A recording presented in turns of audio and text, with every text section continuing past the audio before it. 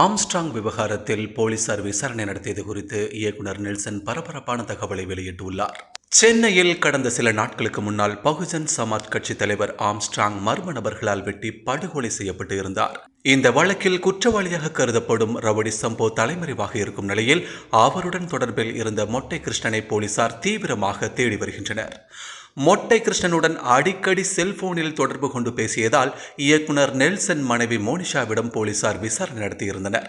இந்த நிலையில் இன்று இயக்குனர் நெல்சன் வீட்டில் தனிப்படை காவல்துறை ஆம்ஸ்ட்ராங் வழக்கு குறித்து நெல்சனிடம் விசாரணை செய்ததாக தகவல் காட்டு தீ போல பரவியிருந்தது. தற்போது இந்த செய்திக்கு இயக்குனர் நெல்சன் மறுப்பு தெரிவித்துள்ளார். ஆம்ஸ்ட்ராங் விவகாரத்தில் போலீசார் விசாரணை நடத்தியதாக வெளியான செய்தி உண்மைக்கு புறம்பானது என்றும் காவல்துறை தரப்பில் இருந்து தமக்கு எந்த சம்மனும் வரவில்லை எனவும் அவர் தெரிவித்துள்ளார்.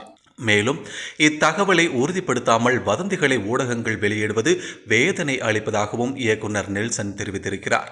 இது குறித்த செய்தி சேனலுக்கு பேட்டியளித்த அவர் இதுபோன்ற விஷயங்களில் தன்னை வேண்டுமென்றே இழுப்பதாகவும் தனக்கும் இதற்கும் எந்த சம்பந்தமும் இல்லை என அவர் தெரிவித்துள்ளார். மேலும் மொட்டை கிருஷ்ணனுக்கு தனக்கு மனைவி மோனிஷா எந்த பணமும் அனுப்பவில்லை எனவும் கடந்த 7ஆம் தேதி போலீசார் செல்போனில் மட்டுமே தொடர்பு கொண்டு தனது மனைவியிடம் விசாரணை நடத்தியதாகவும் கூறியுள்ளார்.